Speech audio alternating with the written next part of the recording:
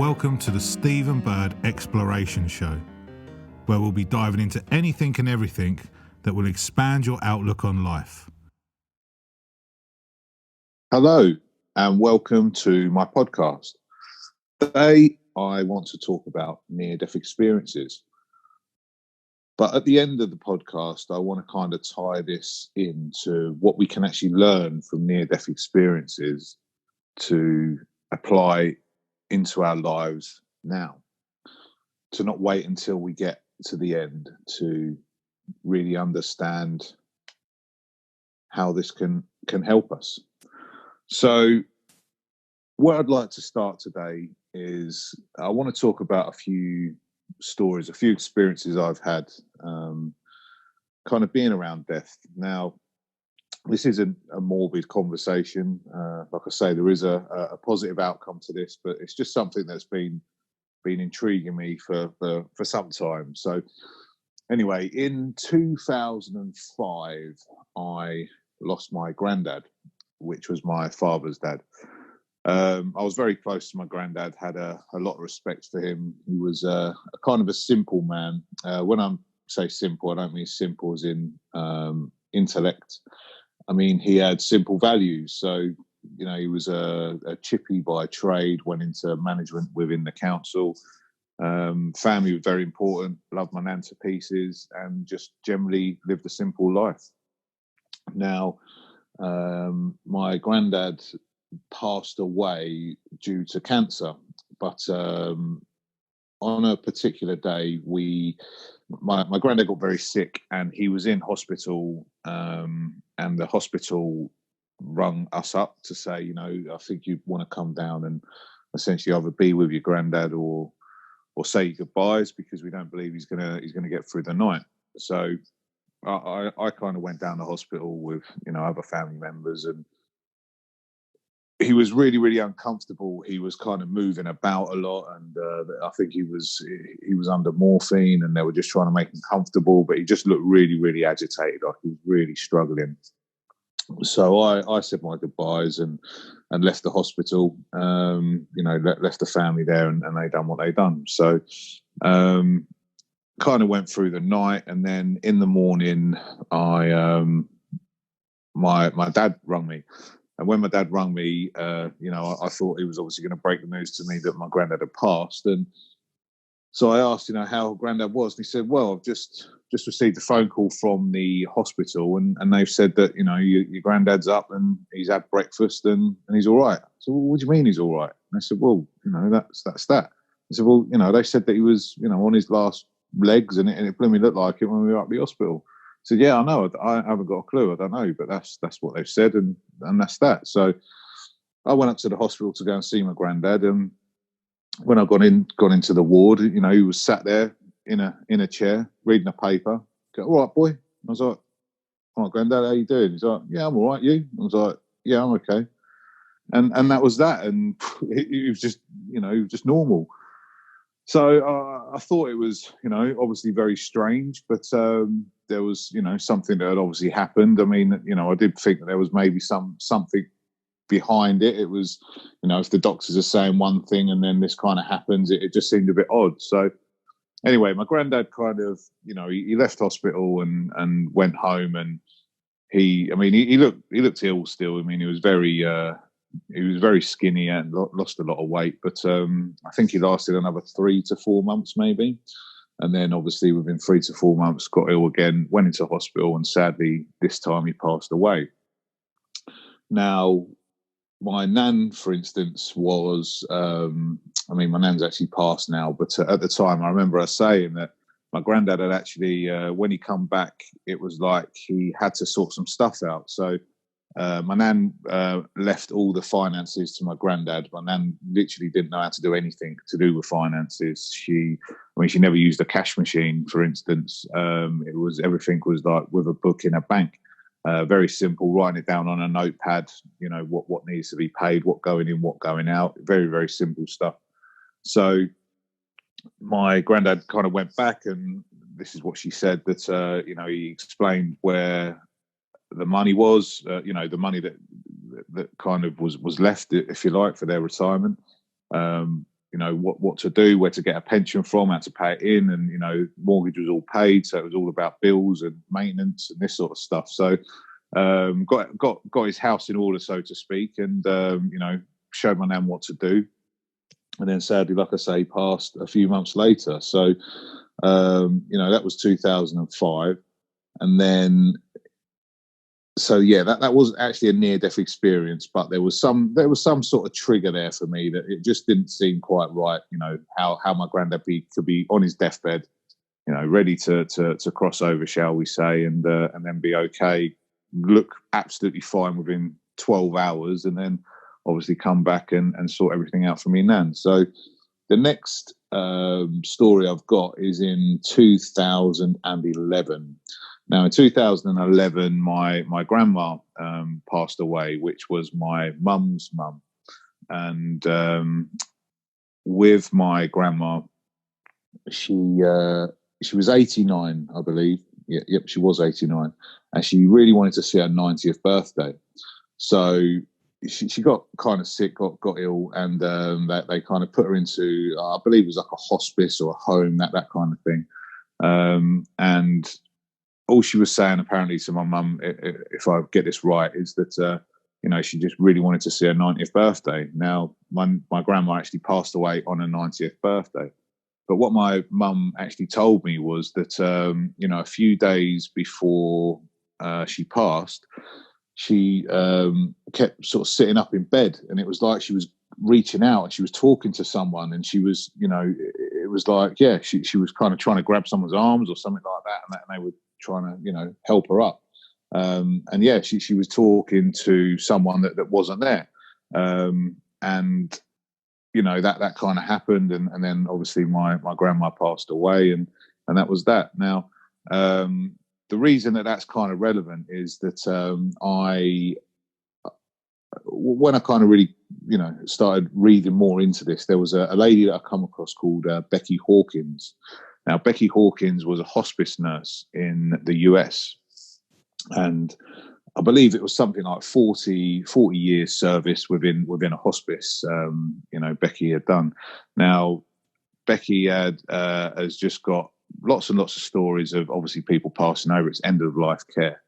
And there is so many kind of stories and so many synchronicities about what actually happens coming up to the end of life, that things like what my grandma experienced, like people reaching out, talking to people that are simply not there.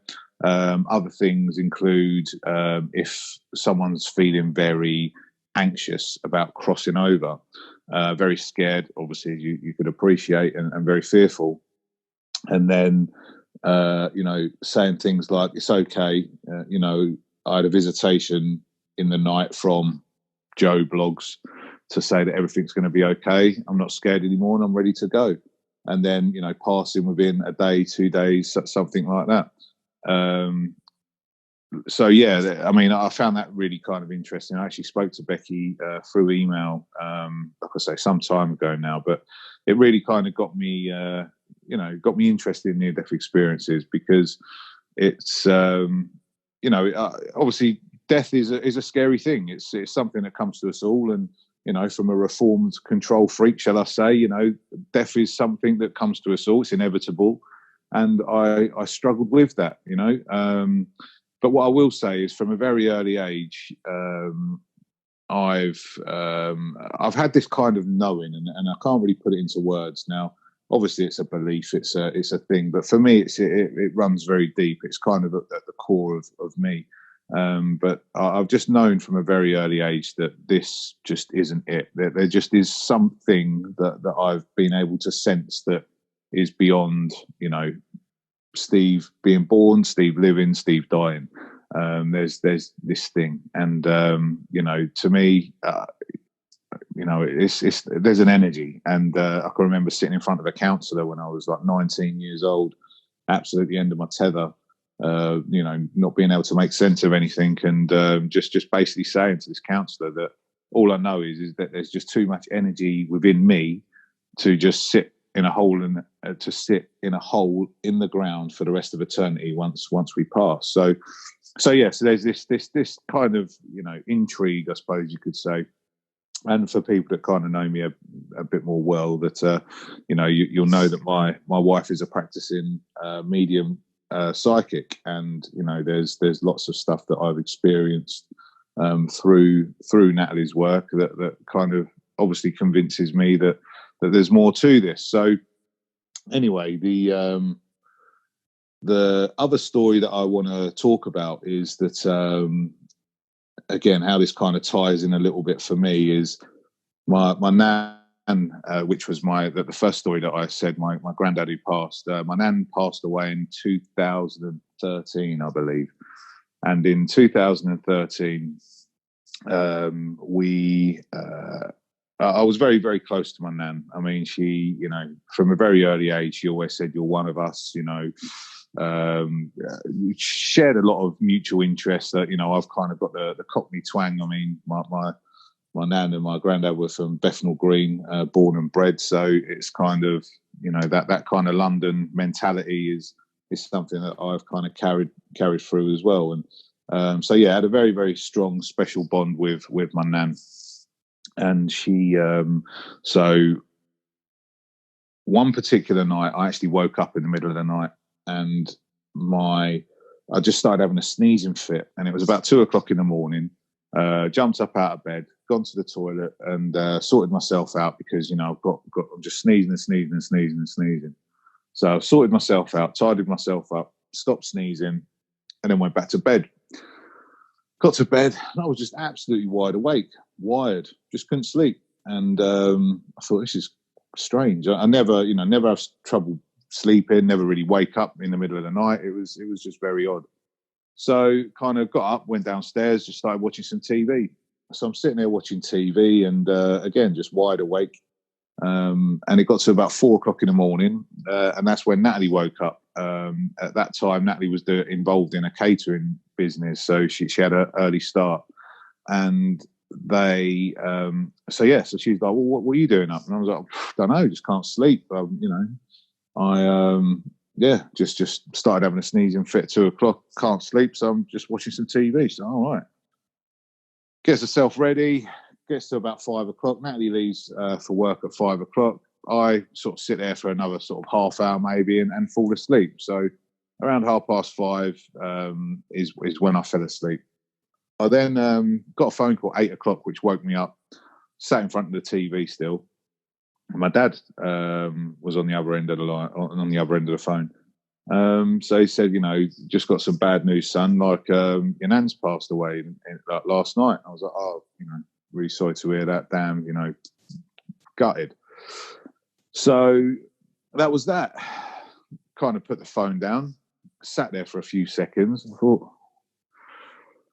rung my dad back up, and I said, "You got any more details about that?" He said, "Well, what do you mean?" I said, "Well, you know, do you know how she passed, when she passed?" And he said, "Well, no, apparently at about 2:00 in the morning, she started struggling, you know, with her breathing. The medics and that started working with her and working on her to try and revive her. They worked on her till about 4:00, 5:00 in the morning, and then unfortunately she passed away at 5:30 this morning." Well, that to me obviously is like a bolt of lightning. You know, it's coincidence, who knows? But you know, it's pretty significant. It was for me anyway. You know, it really felt significant. So yeah, bit of a spooky story really. And as a bit of a side note, I mean, for instance, my nan, she really had a special bond with my son as well, Callum. And I think my cat, crikey, what was Callum? He must have been about 7, maybe 7 or 8, I believe. And one day he just said, "I've just seen Nan." I said, "You what?" And he's like, "Yeah, in the little bedroom. I just seen Nan. She was there, and then she went through the wall." I was like, "Eh?" And you know, so that was that. So you know, apparently he'd seen my Nan. Obviously, she'd passed over by then, and it was around the same year that she'd passed. But yeah, that was a bit of a spooky one as well. But anyway, so but in terms of, like I say, the times matching up and what it meant to me. I mean, my nan was ill. She wasn't on a deathbed in terms of, I didn't know that she was going to pass that night. She was very ill, and we didn't know if she would kind of come through. But yes, there was no inkling that I knew that she was going to pass, and that kind of happened. So yeah, so some spooky goings ons, but yeah, near death experiences do. They intrigue me, and what I'm going to come on to, there's a guy that I've been following now for a little while. Now, this guy's name is Dr. Peter Fenwick, and he studies near-death experiences. What I'm going to do is I've actually just written some words out from some of Peter's podcasts that I've been watching. I want to read all of this through, and then at the end I'll kind of explain where I'm kind of going to go with this. So Peter Fenwick has near-death experiences that have been recorded. Near-death experiences have been recorded as far back as the Greek and Roman times. Plato described a soldier who had a near-death experience. Peter Fenwick never believed in near-death experiences. He thought it was all a bit Californian. After a patient described his experience of a near-death experience, he started to look at them a bit further. Peter only by chance came to study near-death experiences. He was asked by the BBC if he'd like to take part in a programme called Glimpses of Death. I believe this was in around the sort of 1980s time, mid-80s, late 80s. So without going into too much detail, if you want to check Peter's work out, please do. Just put into YouTube, Dr. Peter Fenwick. He's got TED Talks, and he's done some studies himself. Some video cast blogging himself, and I mean it's intriguing. I found it intriguing. I think he's a really endearing person as well. So without going into too much detail, the near-death experience survey data sample had 2,000 letters received. 500 of these were selected to have a questionnaire sent, and then they got 350 replies from the questionnaires that they sent. 98% of these people who wrote in had no idea what a near-death experience was. So you've got to understand, this was from the 80s, as I say. So in them times, obviously there was no emails, there was nothing like that. So it was all done through a TV show, I believe, and then obviously the letters that were sent in. So again, for the purpose of this podcast, I don't really want to go into too many details. So let's just say, what I want to talk about is the people that have experienced these near-death experiences had anything such as heart attacks, illnesses, to accidents, and to operations. So the studies that had come in, obviously, that these people that that had these experiences had obviously had a heart attack, some sort of illness, been in an accident, or had an operation. Now, what I believe is the kind of percentages that I'm going to talk about are from heart attack victims. Now, they chose the heart attack victims because clinically they would be dead. It's like they're clinically dead.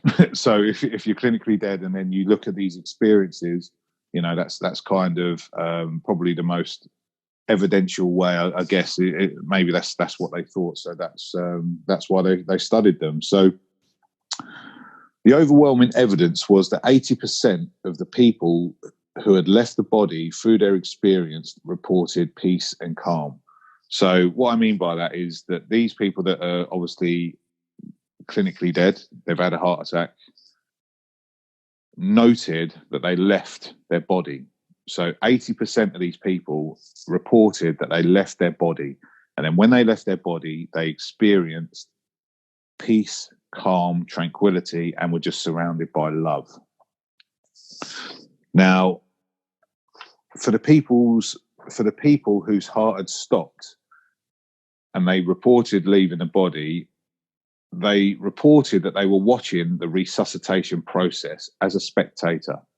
So, they're kind of leaving the body, and they're explaining or they're describing exactly what was happening when the doctors and nurses were trying to resuscitate their body. They become a viewer of the episode, if you like, as opposed to actually being in there. So out of the 85% of the people who reported, the 80% of the people who reported that, 50% of these reports say that they went down a tunnel.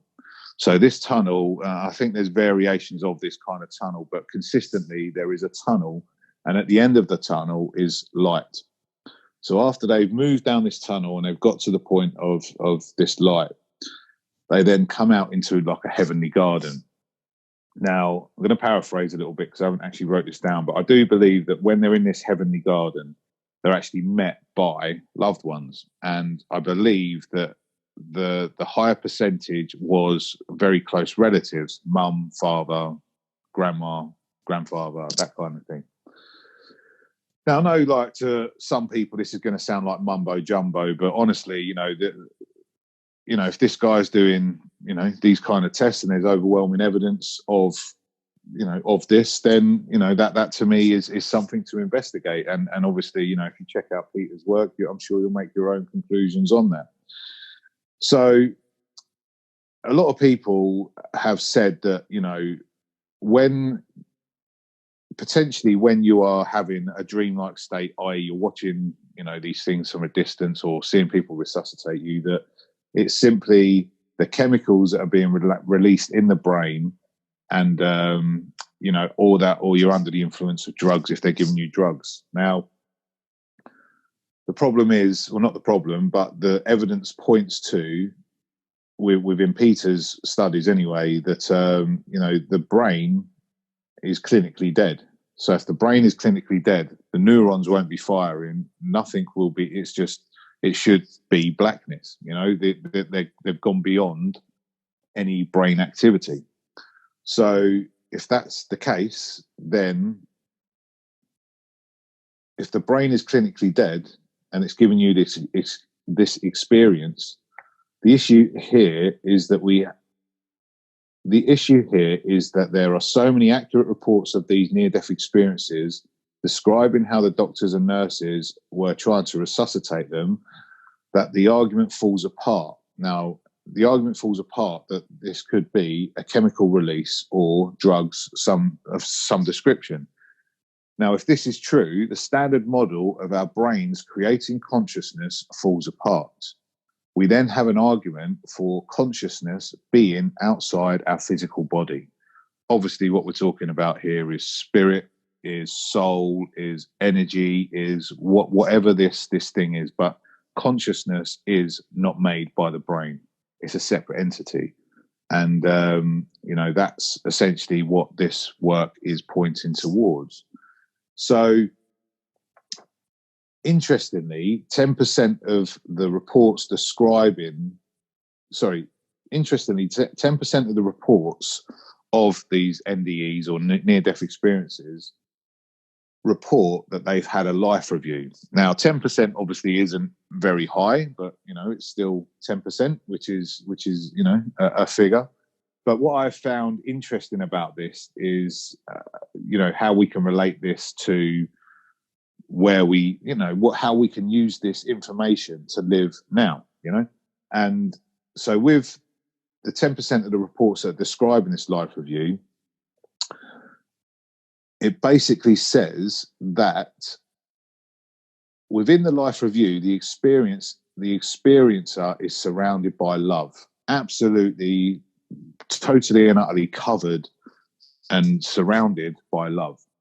You experience others' joy and pain caused by your acts. So within this life review, you actually get to see and get to experience and feel all the joy and all the pain that you've caused others, I suppose is the correct words, but it's the joy and the pain you've created from your own actions.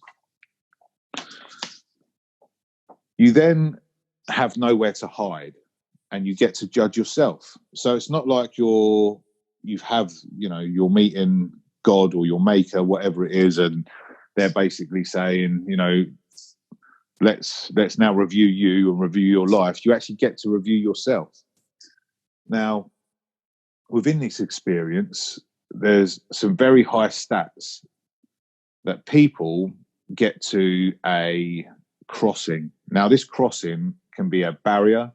It can be like a bridge. It could be a stream. But essentially, there is a barrier. And within this barrier, you get the choice.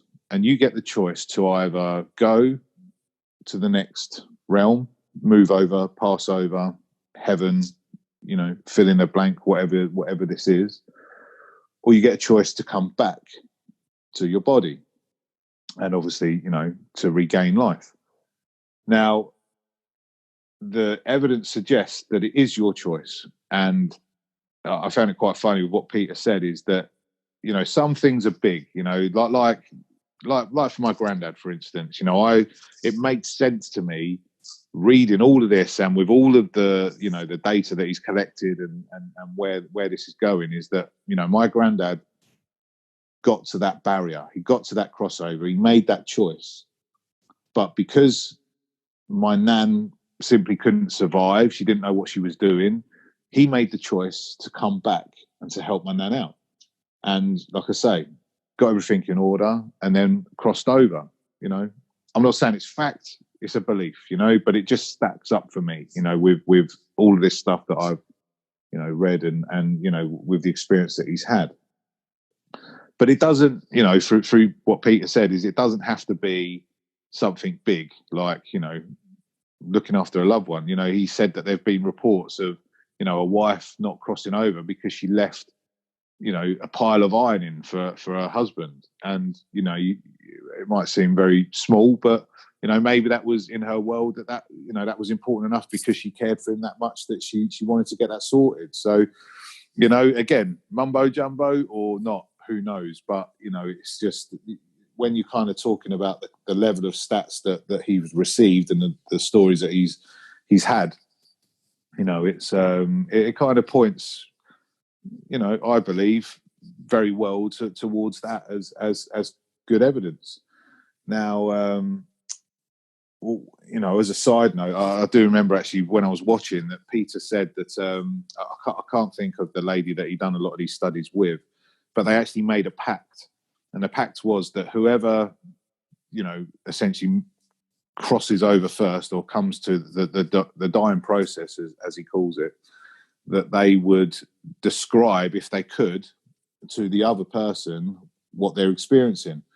Now, I believe that Peter got a phone call to go to this to this lady's bedside because she only had a little while before she was crossing over, and by the time he got there, he actually missed the time that she, her actual crossing. And the person that was with her when she crossed over, apparently she just said, I've got a message for you, Peter. He said, what's that? He said, and I can't think of her name, so forgive me, but say it's Sue. Sue said, tell Peter it's exactly what we thought it was. And that was it. So, that again, a nice little story there to stack it up a bit. But, for instance, my mum passed with cancer. It's come up to the fourth year anniversary in January. Crikey, that goes round. But, like my mum, we actually, my mum had secondary cancer from breast cancer. We knew that she was obviously going to pass. We didn't know how long, but for instance, it's now near Christmas time and our house is decorated. And I actually heard Natalie with a client of hers as she was leaving the house probably about half hour ago. And they were talking about the decorations and stuff. And I heard Natalie say that, 4 years ago, my mum passed away, but spookily, for whatever reason, that year, I decided to go and buy all the old kind of foil sort of chains. Now, when I was a kid, our front room was covered. Literally, you couldn't see any ceiling, any floor. No, we're not sticking on the floor. No, there was no space on the ceiling. We just had blooming foily, doily, dangly things, all over the place. It was really chintzy and, what I would class an old-fashioned Christmas. So 4 years ago, just before my mum passed, I just had an urge to go old school, I called it, and I bought a load of these decorations off of eBay, stuck them all up, and we had blooming chains everywhere. And it was a really sort of, like an old style, old fashioned kind of decorated room for Christmas.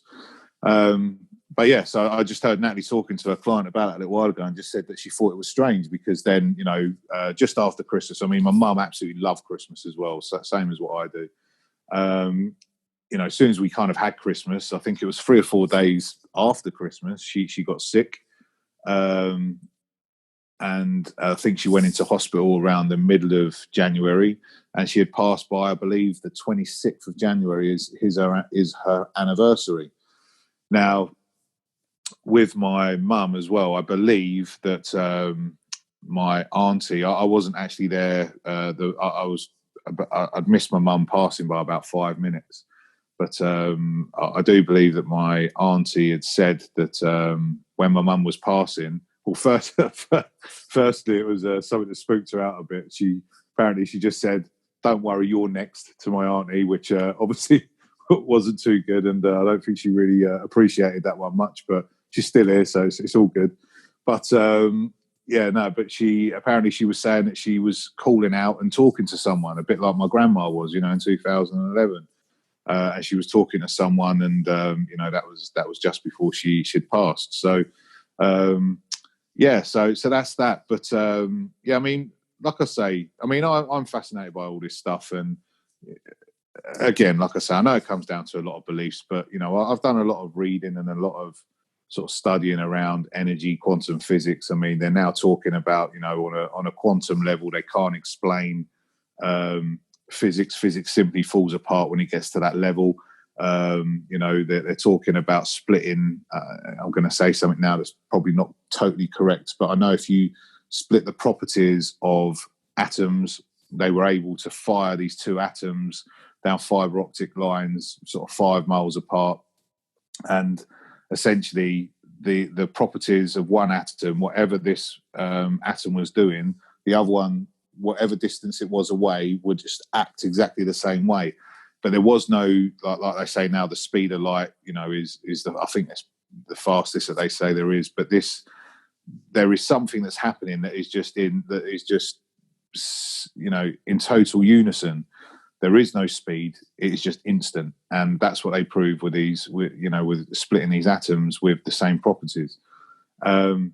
And like I say, hopefully it is atoms. I mean, if there's someone out there that forgive me, I'm not a scientist or anything. It's just the information I've picked up. So it kind of for me, it's building these kind of pictures really, and I believe that we are energy, and we exchange energy, and we influence each other, and a bit like the story with my nan. Like I say, that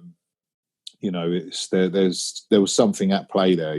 For me, it's like I say, big coincidence maybe, but for me, I'm never up in the middle of the night. I never, I've never experienced anything like that. So it was spooky. So, but what I think the biggest thing that I've learned, and this is what I'm trying to apply in my own life, and I think it's a big lesson for any of us, that with Peter Fenwick's work, he said that people that really struggle to let go have a more difficult passing. So, if you're worried about, I'm not saying, again, I'm paraphrasing a bit, but if you can't leave your partners, your wife, your kids, your car, your house, your attachments, to be able to surrender to death makes it all the much easier. And I just believe that is the key to life. It's not about wanting more. It's not about trying to get somewhere. It's about shedding layers back. It's not about putting things on top and working things out all the time. It's about stripping them layers back. I mean, there's the old saying, again, forgive me, I'm not sure if it's a Zen Buddhist thing, but, you've got to, the old saying is, you've got to die to be reborn. And I believe we die and are reborn many times in our lives. I think that's how we learn. I think that's how we grow.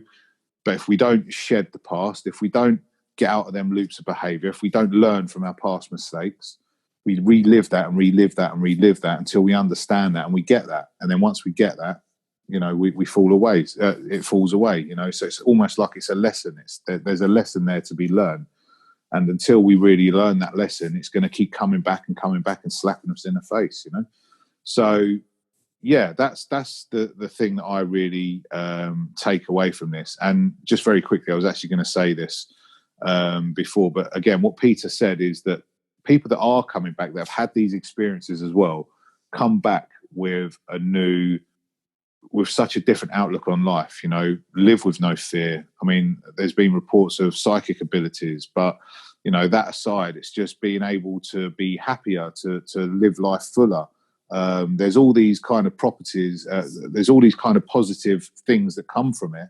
And again, what if we can do that now? What if we can have that now without actually having to get to that point where we have a near-death experience? To understand that, we have to die to be reborn. And again, metaphorically speaking, I'm talking about like a snake sheds its layers of its skin, to peel all these layers away and not wanting more, but, actually taking stuff away to live a much more simpler, fulfilling, and just slowing down to the speed of life.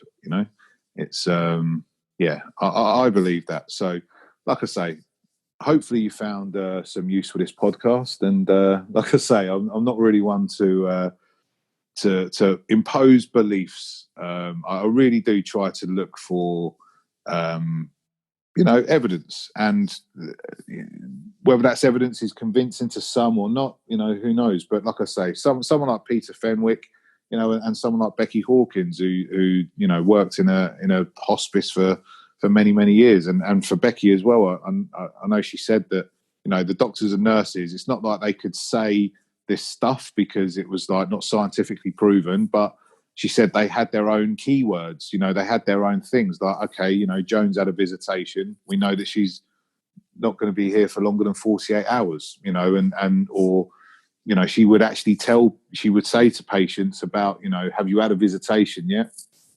If you haven't, then, this is what's going to happen, and hopefully you'll find it more comforting. I believe that that's the case. Like I say, maybe I'm, maybe I've put a different spin on it, but that's kind of how I remember it being. But anyway, so like I say, hopefully you found some use in that. I find it really intriguing, and I just believe that, death isn't something to be scared of. It really is something to be celebrated, as Peter Fenwick says. And I think his book is called The Art of Dying.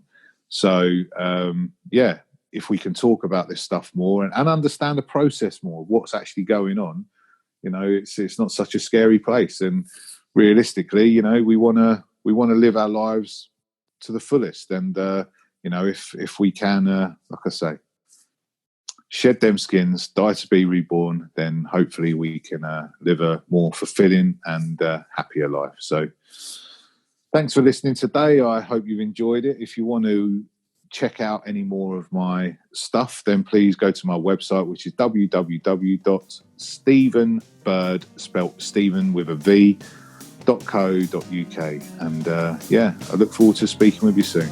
Okay, cheers then. Thank you. Bye.